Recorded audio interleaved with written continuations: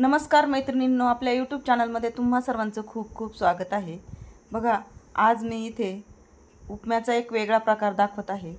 म्हणजे आपण जसं रव्याचा उपमा करतो तसंच इथे मी ब्रेडचा उपमा करणार आहे आणि तो कसा करते हे व्हिडिओ स्किप न करता शेवटपर्यंत पहा। व्हिडिओ आवडला तर व्हिडिओला लाईक करा, शेअर करा आणि आपल्या चॅनलवरती नवीन असाल तर चॅनलला सबस्क्राइब करा। तर बघा, इथे मी 4 ब्रेडचे स्लाइस घेतलेले आहेत आणि यापासून मी आता उपमा बनवणार आहे। तर आता आपल्याला हे ब्रेडचे स्लाइस जे आहे ते मिक्सरला वाटून घ्यायचे। तर बघा, अगोदर आपल्याला ब्रेड स्लाइसचे तुकडे करून घ्यायचे आहेत। बघा, या पद्धतीने मी सर्व आता ब्रेड स्लाइसचे तुकडे करून घेते। तर बघा, इथे सर्व आता तुकडे करून झालेले आहेत आणि हे आपल्याला मिक्सरला जरासं जाडसर वाटून घ्यायचं आहे। तर बघा, इथे वाटूनही झालेलं आहे। बघा, या पद्धतीने थोडंसं जाडसर आपल्याला हे ब्रेड वाटून घ्यायचे आहे। आणि आता आपण रेसिपीला सुरुवात करू। तर बघा, गॅसवरती एक कढई ठेवली गरम होण्यासाठी। त्यामध्ये 1 मोठा चमचा तेल घालून घेतलेला आहे। तेल गरम झाल्यानंतर यामध्ये आपल्याला शेंगदाणे घालायचे। तर इथे मी छोटी अर्धी वाटी शेंगदाणे घेतलेले आहेत। शेंगदाणे आपल्याला चांगला कलर चेंज होईपर्यंत तळून घ्यायचे आहेत आणि एकसारखं हलवत राहायचे आहेत। तर बघा, आता थोडासा कलर चेंज झालेला आहे शेंगदाण्याचा।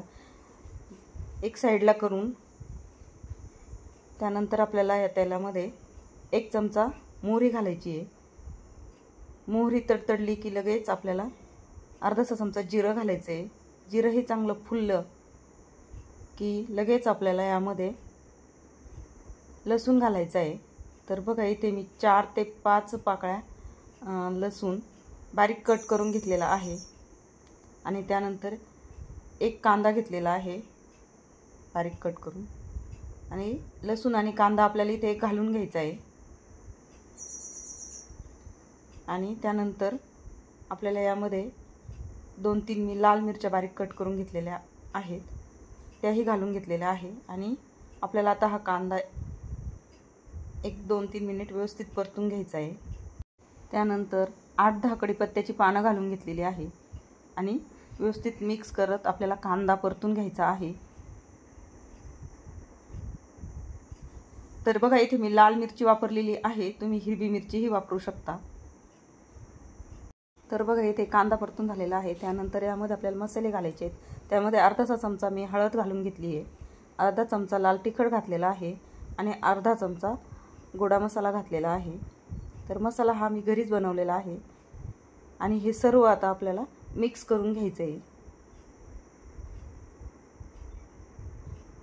आणि त्यानंतर लगेच यामध्ये बारीक चिरलेलं गाजर आहे, तर गाजर घालून घ्यायचं आहे। 1 बारीक चिरलेला टोमॅटो आहे, टोमॅटो पण घालून घेतलेला आहे। यामध्ये आपण अजून हिरवे वाटाणे असतील तर हिरवे वाटाणेही घालू शकता किंवा फ्लावर वगैरे असेल तर फ्लावरचे तुकडेही घालू शकता। त्यानंतर बघा, इथे छोटी 1 शिमला मिरची मी घालून घेतलेली आहे आणि पुन्हा एकदा आपल्याला व्यवस्थित असं मिक्स करून घ्यायचं आहे।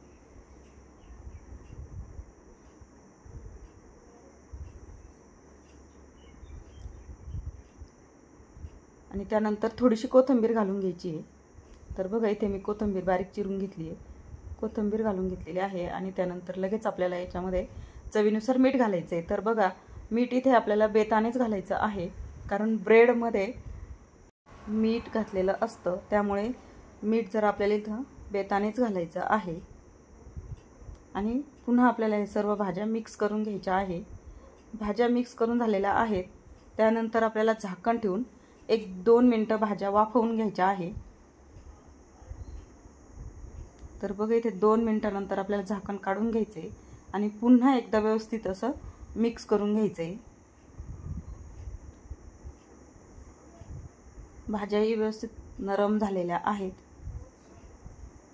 त्यानंतर आपल्याला यामध्ये जे ब्रेड आहे आपण वाटून घेतलेले ते ब्रेड क्रम्स इथे घालून घ्यायचे आहेत आणि पुन्हा एकदा भाज्यांमध्ये व्यवस्थित असं मिक्स करून घ्यायचं आहे।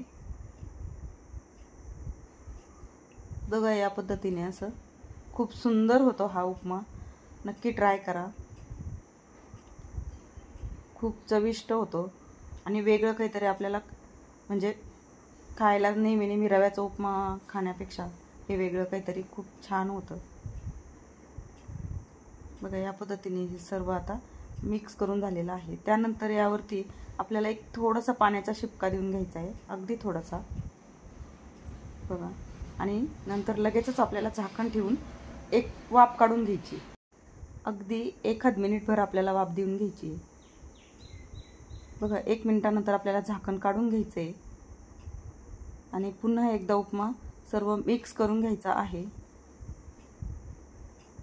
बघा खूप सुंदर सुवास येतोय आणि खूप छानही आपला उपमा झालेला आहे. बघा तुम्हाला थोडंसं जवळून दाखवते. बघा खूप सुंदर इथे उपमा झालेला आहे. नक्की करून बघा आणि मला कमेंटमध्ये सांगा कसा झालाय. बघा इथे उपमा आपला आता तयार झालेला आहे. आपण एका सर्विंग बाउलमध्ये काढून घेऊ. तर बघा इथे मी एका बाउलमध्ये काढून घेतला आहे. थोडीशी कोथिंबीर घालून इथे गार्निश करत आहे. व्हिडिओ आवडला असेल तर व्हिडिओला लाईक करा, शेअर करा. आपल्या चॅनलवरती नवीन असाल तर चॅनलला सबस्क्राईब करा. व्हिडिओ पूर्ण बघितल्याबद्दल सर्वांचे मनापासून खूप खूप धन्यवाद.